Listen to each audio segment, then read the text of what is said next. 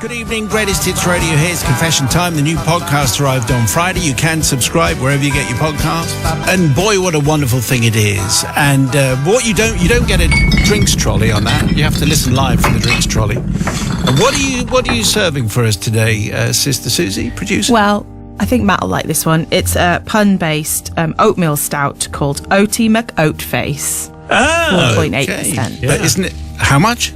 4.8%. Oh, okay, 4.8. Yeah. Okay. Have you tasted it? Is it any good? Yeah, we've got it on the bar at the moment. There you go. The classiest bar in the Southwest. That's what we're talking about right there. Today's confession comes from Dad of Twins. Oh, dear. That's what he's called. So thanks, Dad of Twins. Father Simon, Sister Susie, or Holly, or Katie, going back a bit, and Brother Matt. Having listened to confessions for many years, I've been badgered by my children to finally send in mine. I write to you to humbly seek forgiveness for my many sins, but there is one particular misdeed that weighs heavily on my soul. It's like the toddlers who threw spaghetti at my moral compass, and now I can't find it anywhere in the house, but it's probably under the couch. Not sure what that's about. 12 years ago, my wife gave birth to twin girls. Let's call them Doris and Margaret. Now, as you can imagine, twins come with twice the work and twice the gear. 2 cots, 2 high chairs, 2 car seats, and most crucially, a double buggy. Now, the double buggy is an interesting contraption. One is long, like a stretch limousine, and the other is wide, like a food truck. We chose the wide one, which, as you can imagine, made me feel like I was pushing a parade float rather than a buggy. Yeah. It's a big old beast. Now, they say a man with a baby is a bit of a babe magnet, but let me tell you, a man with a double buggy, well, I became a walking attraction. People would flock to me like moths to a flame. They would literally cross entire shopping centres just to come and talk to me. And what would they do? The dreaded coochie-coo routine. You know, when strangers think they can just waltz up and poke their finger in your child's chest and start talking to them as if they're expecting a response. Aren't you the sweetest little thing? Oh, good voice. I like that. I'm not sure if they think the baby's going to reply with a witty comeback or if I'm going to get a thank you card from the baby later, but it is exhausting. Don't do it. So when the girls were around 6 months old, we decided to take a family trip to Florida, brave people. Wow. For some much-needed sunshine and, frankly, to get away from the coochie-coo circuit. One day, my wife declared that we were going to the outlet mall because, in her words, clothes are so much cheaper there than they are at home. You know what that means? I'd be supporting the local economy by spending what I assume would be the down payment on a house.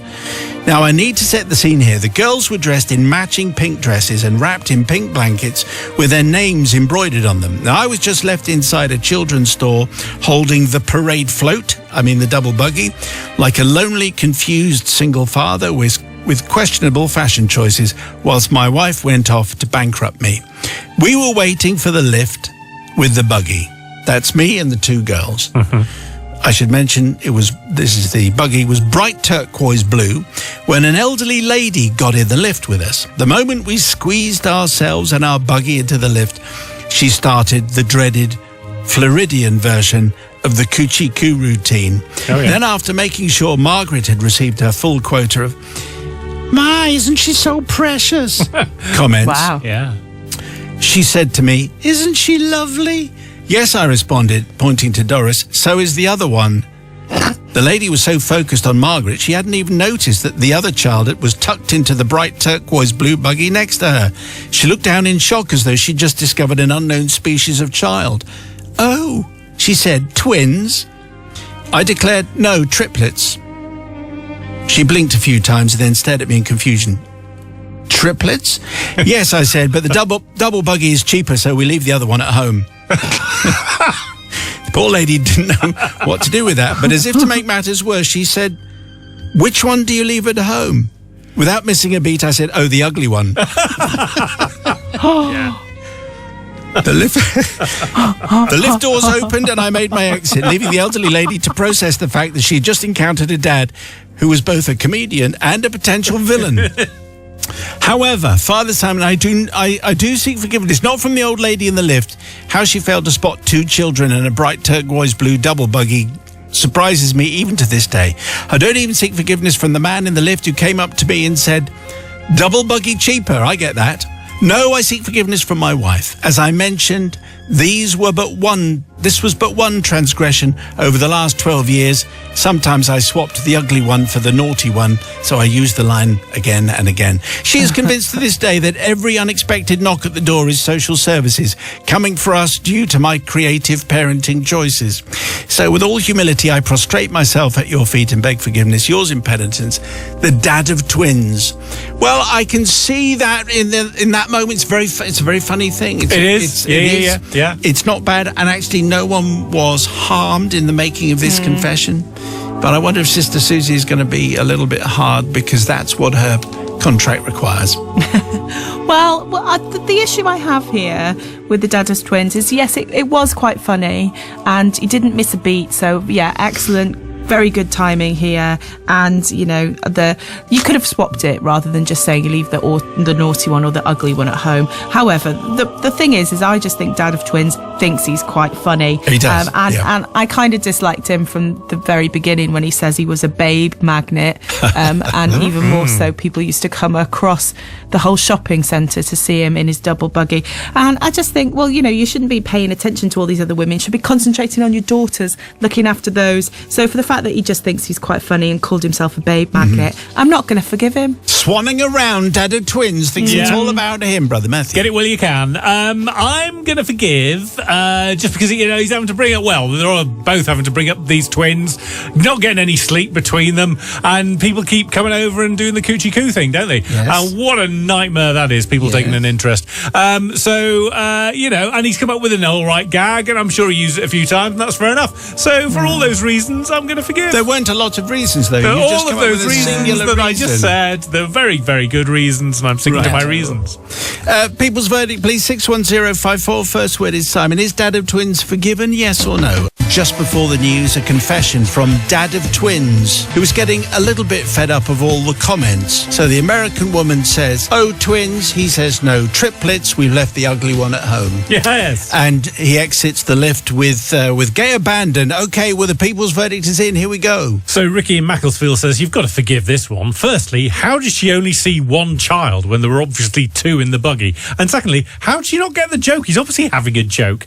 Gemma in Derby says, not forgiven. As Susie said, the fact he called himself a babe magnet is cringe enough. And Samantha in Portsmouth says, forgiven. Nothing worse than someone poking and prodding your child. Totally with the Dad of Twins on this one. If you have a confession, please send it to us, confessions@greatesthitsradio.co.uk. Thank you for the verdict. Okay, well, we could do with something that's good for us. Let's see what young Susie has selected from her drinks trolley. Where are we going with this one, Sue?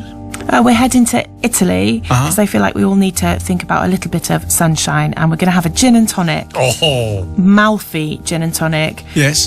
Very delicious. I go with their original one, but they do have a kind of blood orange one, or another kind of lemon one as well. But their original one is delicious, and yeah, sunshine in a glass. A little bit of gin and tonic, or if you're having a dry January, just the gin, and that would be fine. yes. Yes. What do we have here? Well, today's confession comes from, I'm going to say it's from Driver67. That's who it is. Okay. Driver67 sends in today's tale. Father Simon, Brother Matt and the Holy Collective. It's credit to my children's perseverance and powers of persuasion that I put pen to paper to seek your forgiveness for this, one of my most shameful moments. This confession dates back to the late 80s, when health and safety was only just becoming a thing, and before the days when car seats were required for children. I'm ashamed to admit that for many years, even decades, I neglected to consider the implications of my actions and the long-term psychological injury done to my younger brother, despite my later career in child psychotherapy. Perhaps on reflection, my choice of career was a subconscious way to atone for this, the sin of my youth. Good build-up. Oh, wow. On the day in question, my mother had packed 7-year-old me and my 4-year-old brother into the car. I sat in the front passenger seat. My brother sat in the rear. My mother popped back into the house for something briefly, leaving us both in the car. And this is the moment that my young mind started racing. Remember, he's 7. What would happen if I pushed down that interesting-looking lever? It was like the car was calling me. Go on, you can do it. See what happens. The urge intensified, Father Simon, and unable to resist, and with a racing heart, I slipped my hand onto the lever, pressed the button, and lowered it. I later learned that this lever is attached to a thing called a handbrake. Right. Oh, no. Initially, nothing happened. How boring. What was the point of that? It was a few seconds before I felt the car start to roll slowly backwards. I quickly started to worry. Panic even. Should I pull the lever back up? What if that started the car and made it race forward into our house? I didn't know how to drive. I was 7. What should I do?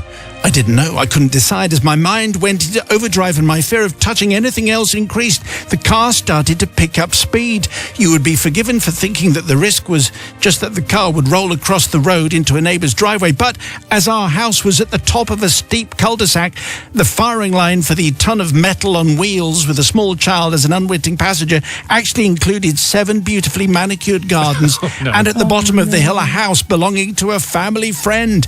I realised I needed help.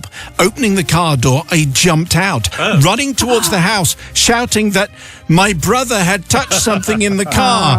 And now the car was rolling down the hill. My mother ran outside just in time to see the car disappearing off the driveway and heading down the hill with my brother in it. We both stood there temporarily frozen with fear before setting off in pursuit. We reached the end of the driveway and saw a slow-motion crash. Our car hit the side of our neighbour's lovely new car, which, somewhat fortunately, was parked blocking the clear run to the gardens and the house at the bottom. The cushioning of the neighbour's car softened what could have been a far worse series of collisions, and my brother emerged unscathed and bemused about what had actually just happened. My relief was short-lived, however, as the neighbour came hurtling out of the house, hurling abuse at my poor mother, blaming her for the incident and allowing our old battered car to crash into his shiny new one. This, however, is not the end of the tale. Fast forward 3 decades to Christmas lunch with extended family. My brother and I, both in our 30s, regaling stories of our youthful mischief. I laughingly mentioned the time that I crashed the car into the neighbour's car, only to notice my mother's and brother's confused expressions. It quickly dawned on me that perhaps I'd never actually confessed. And maybe they'd never worked out what had actually happened and that it was me who released the handbrake. This was confirmed when my brother responded, "Oh, no, that was me that did that. I remember it." And I realised that, aged just 7, I had implanted a false memory into my brother's mind, leaving him with long-standing guilt and shame about a crime he'd never actually committed. It took some time to convince him that it had in fact been me and not him. Wow. The shocked face of my mother confirmed the depths of my crime and my depravity. So I write to seek forgiveness, not from the neighbour whose car I crashed into. Turns out he was a dodgy one anyway and ended up fleeing the country, leaving piles of unpaid bills and bailiffs knocking. Oh, my goodness. Story there. He was a wrong Wow. one. No, my request for forgiveness is from my poor, unsuspecting and innocent brother, who for decades thought that he'd been responsible for the collision and the ensuing cost and stress. I also seek forgiveness from my mother and dearly departed father, who had to reimburse our dodgy neighbour and put up with his glaring judgmental looks for years following this calamitous event. A bit of a edge-of-the-seat drama. Who knew where this car was going to go? Let's check in. I mean, at least the car they crashed into, first of all, it was good that it was there. And he was a dodgy guy He was dodgy anyway, wasn't he? So, Sister Susie, what do you say? Well, there's a few things here, Driver 67. The first thing I'm going to say is, don't touch anything in a car. It's like, why would you do that? It's just He was causing, 7. especially on a hill, it's danger. High voltage. Voltage, yeah. Again. It's just, and also I am a younger sibling, so I'm going to side with the brother. The fact that he believed wholeheartedly that that was him that did that. You're right. There's definitely some psychological damage probably happened there, and for that reason alone, I can't forgive you. I'm afraid. Isn't that called the Mandela effect? Yes. A false memory like that. Yes. Anyway, Driver 67 has been responsible for that? What do you say, Brad? I am going to forgive a number of reasons. Number one, obviously, the owner of the other car, bit of a wrong un, left with all the bills unpaid. Number two, he would have got away with it, wouldn't he? He'd have got away with it because he'd managed to use all the psychology and all that on his brother, and his brother thought that he'd done it, so but he admitted to it afterwards, so that makes it okay. Also, I'm going to forgive because I always get told off for putting the handbrake on far too hard, and yet no 7-year-old has ever managed to turn off my handbrake. I see. So for that reason, I'm going to forgive. It's a very personal thing, I think. It is. I like it. Yeah. Okay, it's the people's verdict, please, on driver 67. What do you say? 61054, first word is Simon, for the people's verdict. Just before the news at 6 o'clock, a confession from driver 67, a terrifying story, a 7-year-old boy and a 4-year-old boy in a runaway car. Yeah. The 7-year-old jumps out.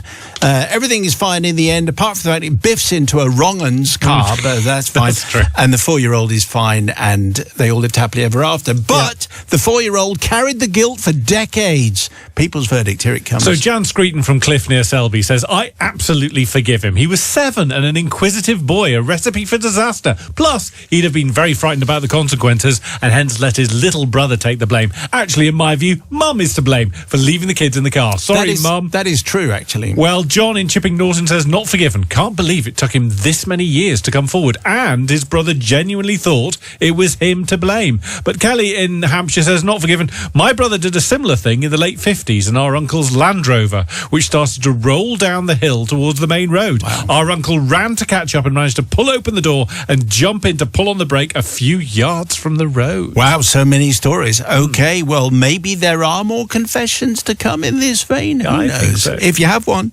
confessions at greatesthitsradio.co.uk. It's 14 minutes to 6 o'clock. This is Greatest Hits Radio, and we just need a little bit of refreshment there from the drinks trolley. Let's check in with producer Susie, see what she's grabbed as it trundles past. What's your choice today? I've gone for a nice amber ale made with British malts and British hops called Fortitude by Bristol Beer Factory, 4%. So maybe just a half for you. Just a half for Matthew, I think. I'll have the bitter lemon to last me to the end of the show. Good idea. Today's confession comes from Maria Callas. That's That Maria Callas? Yes. Wow. Simon and Partners in Crime. Considering the seriousness of this transgression, you might like to give me a pseudonym. I'm going for Maria Callas from Middlesbrough, because that's where she came from. Okay.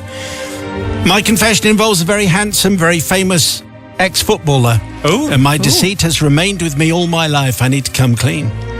At my secondary school, we had a new French teacher, and she changed my life. My French flourished.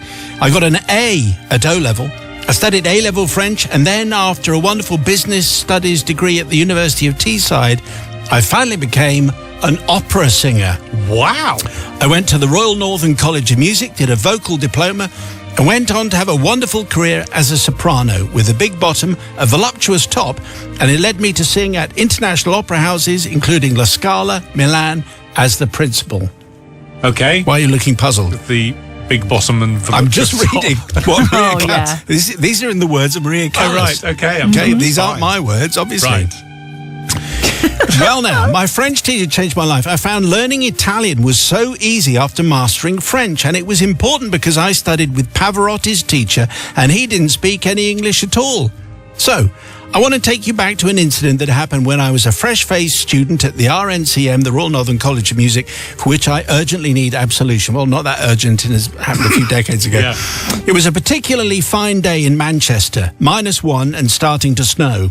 I had a rehearsal in the morning and a very important concert in London that night.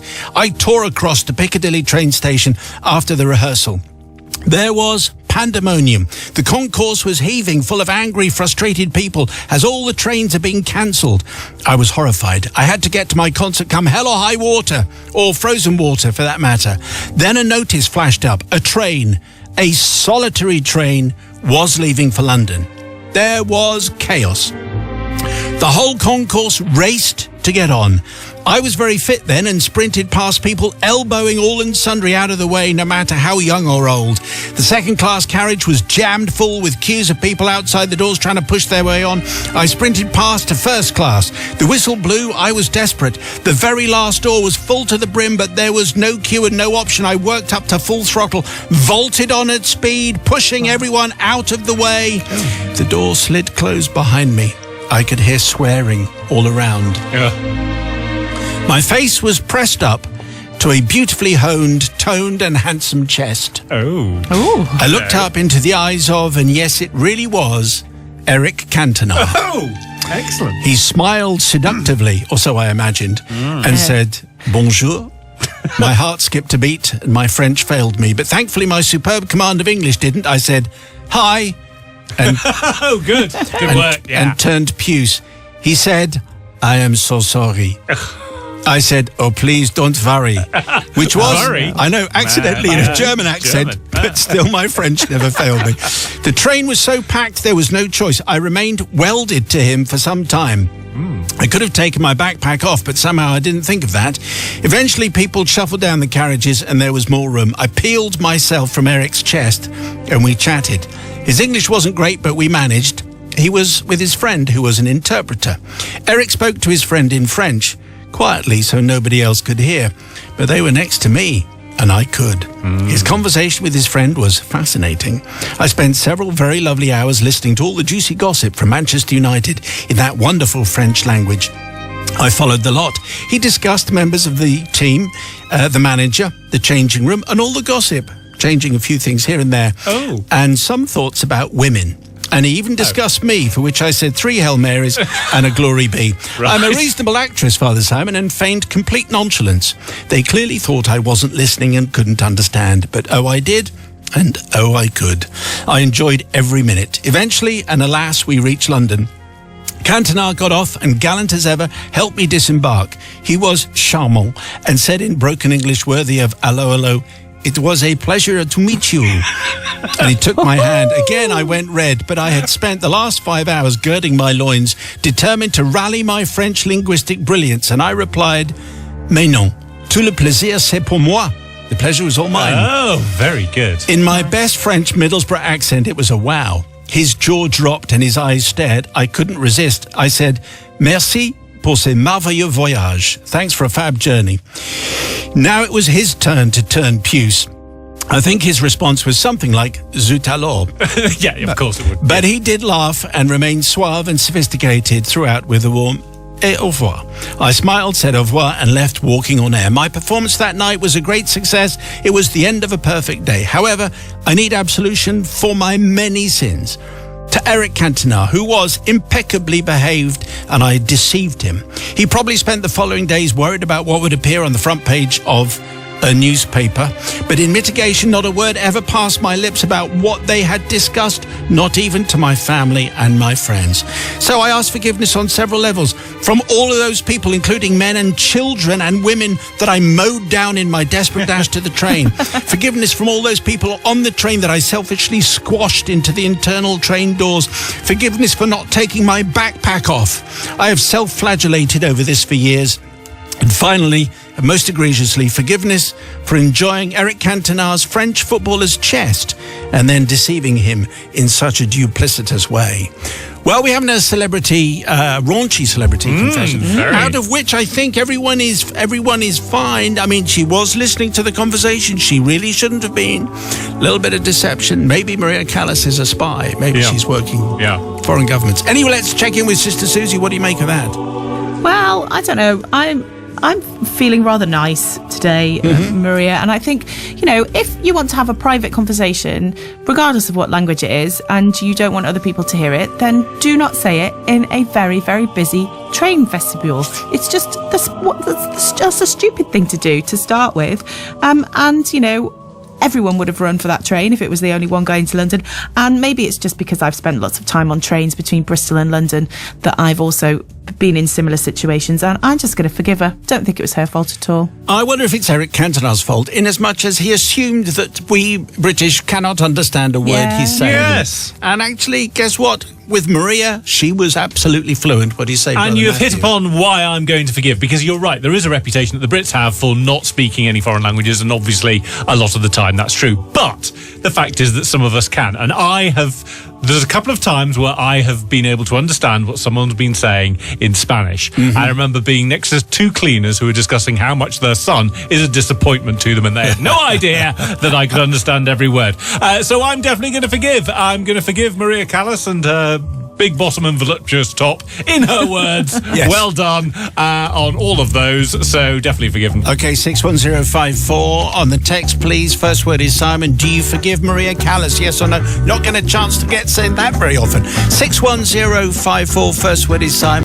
Just before the news, a confession from our Middlesbrough opera singer who went by the name of Maria Callas for the purposes of this particular confession, and how one day she barged her way into first class on the train from Manchester to London and found herself pressed up against Eric Cantona, who proceeded to spend the journey talking in French to his friend, but Maria can speak fluent French and understood all the gossip and the tittle and indeed the tattle.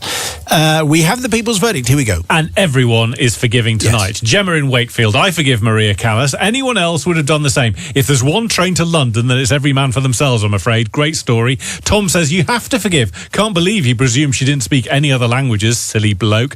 And Andrew W. in West Wales says, Maria Callas is definitely forgiven. It reminds me of my late dad, who was travelling home on the bus in Nottingham one evening. Two women in front of him were insulting everyone they could see around them to each other in Welsh. My dad, who hailed from Yorkshire, had spent his childhood in North Wales and was fluent. As he left, he said to them in Welsh, "Good evening, ladies." They were horrified and implored him to stay, but he had to go. Okay, so all that kind of stuff is very fertile ground. If it's inspired a confessional thought in you, send it to confessions@greatesthitsradio.co.uk.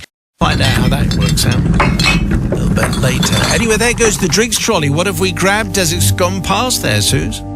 Well, for people that are still doing dry January, or just don't always fancy an alcoholic drink, there's a very lovely New Zealand IPA called Fresh Start, which is a 0% one, and it's one to have a look up from Left Hand to Giant. Very delicious and no alcohol. So Excellent. Very good. Fresh Start. And some of our listeners I know have just started dry January today, which is so welcome along. Setting your targets very high. Today's confession comes from Dr. Boffin. Thank you, Dr. Boffin, for sending this. Can I say, please don't try any of this at home. Oh, I like these. Father Simon and the eclectic clergy. I have carried the burden of this misdemeanor for many years, and I've made a New Year resolution that now is the time to confess this icy deed.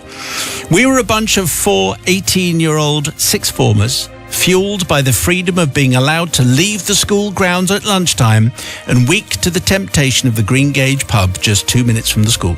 We had a free lesson before lunch on a Friday, followed by the excitement of double physics with the headmaster, and so it became a regular thing on a Friday lunchtime to prepare properly and fully for our A-level physics lessons by debating theorems and scientific rules over a couple-ish of pints at the Green Gauge pub. The energy of youth meant that we could cover a number of these important debates and still leave time for some chips at a nearby chippy before arriving back at school just in time for the highlight of our week, which was the double physics lesson. Our headmaster was the formal and strict type who referred to us by surname only and was insistent on punctuality and other such tedious things. We had routinely tested his patience with the melting of pens in Bunsen burners and welding them together to make a single 8-foot pen. Wow. Not funny. Slightly funny. Heating 2-pence pieces and fixing them to the end of the water taps and other mature and constructive pastimes. I think it's fair to say that our headmaster dreaded these lessons more than we did. On this particular afternoon, in the lab was a cylinder of compressed hydrogen. It might have been nitrogen, I can't remember, with a brass valve which we suspected was going to be used somehow in our experiment that afternoon. Rather than the normal Bunsen burner routines, the temptation of this cylinder was too much for us, and so we set about screwing the brass valve as tight as we could in the anticipation of delaying or cancelling that afternoon's experiment. Our headmaster, let's call him Mr. Dumbledore, proceeded to start the lesson and set out the theory for which we were supposed to prove in the lesson. The specific theory or the purpose of this particular day's experiment is now a bit of a haze, to be honest. However, it involved gamma radiation in the form of little pellets and dry ice from the cylinder that we had previously made our own adjustment to. These were to be added into a sealed Petri dish to emit vapor trails that we were then somehow supposed to measure. Anyway, I digress. Having put on our lab coats, we proceeded to start the experiment, but needless to say, we could not release the valve that we had previously tightened on the hydrogen tank or whatever it was, despite us all having a good go at it. In a peak of frustration, Mr. Dumbledore took the tank and attempted to unscrew the valve himself with no effect. Now, it may be at this point that one of us suggested that he then put the tank between his knees in an effort to get more purchase. Or it may be that he decided to do that himself. Yeah. I honestly can't remember. Either way, the result was sensational in every respect. With now a better grip on the valve, Mr. Dumbledore succeeded in twisting the brass valve to such an extent that it sheared off, sending the compressed gas, whatever it was, in the form of dry ice in a spectacular explosion, engulfing him in the process. I should say at this point that nobody was injured in this process. Good. But the effect on Mr. Dumbledore was dramatic. His entire beard was now shrouded in a mask of ice. His trousers were frozen solid. Oh my goodness. And his nylon tie was frozen to his left knee, Oh, this is silly. forcing him into a crouch. I would love to say that we rushed to his aid, but the effect of the beer and the spectacle of a frozen headmaster rendered us useless to assist. Instead, we could only watch as he stumbled in a crouch from the physics lab, shouting something about getting us expelled. He didn't return to the lab that afternoon, and we never did complete the experiment. Neither did we get expelled, but from that point on, there was always a teacher outside the door of the Green Gage pub on a Friday lunchtime. So I asked forgiveness from the landlord, who will have had a significant reduction in his weekly takings, the proprietor of the chip shop for his loss of Friday revenue, and for the other more attentive and willing students in our physics class who never did find out how fast gamma radiation travels in a sealed Petri dish. Most of all, though, I seek forgiveness from Mr. Dumbledore and the damage to his perfectly good nylon suit and tie, and any parts of his anatomy that were frozen on that Friday afternoon. I await your verdict. Well, this was the way science happened back in the day. No, we don't back need with a trolley. Back with a drinks trolley. I don't think we need that. But that's the way physics and chemistry went. And Dr. Boffin has now realised the error of his ways. But I suspect Sister Susie's going to be very harsh and hard on this one. Well, yeah, I do. That they were going to a pub, which is great, and I approve of. I'm not sure I approve of it on a Friday lunchtime in the middle of your sixth form, though. Yes, I mean, they were 18, but I do think that really you need to think about your education. You've got to take your education seriously without sounding too much like a nerd. And it may have been funny, the idea of a frozen headmaster, and his particularly with his tie stuck to his knee. Yes. However, the only thing I can say is danger. High voltage. Definitely. Someone could have been seriously hurt, and for that reason, I can't forgive. Okay. Spurs have scored a goal. I've seen that. But anyway, what do you say, Brother Matthew? So I'm going to forgive because isn't this what science is all about? It's experiments, isn't it? And it was, it's his idea to put the cylinder between his legs and a big explosion all over his beard. And who knew the effect that nitrogen can have on your nylon ties? I didn't know that, and apparently it sticks it to your knees. And frozen trousers as well. Didn't know that either. So we all learnt something. And because James Maddison has put Spurs in front, then for that reason, I'm going to forgive. Sport. Yeah. Okay. Yeah. All right. Do you forgive Dr. Boffin? That's the question. It's entirely down to you. On the text, please, 61054, and the first word is Simon. Just before the news at 6, though, a confession from Dr. Boffin. We're back in an A-level science class. And the teacher is enveloped in a cloud of gas. Is it hydrogen? Is it nitrogen? We just don't know. It turns his beard to ice. It freezes his trousers. And it also freezes his nylon tie onto his left knee, which means he could only walk in a crouch. And the people's verdict is in like this. So Joe, currently eating his dinner in Norwich, says, I want to not forgive, but I was laughing so hard it'd be unjust. So forgiven.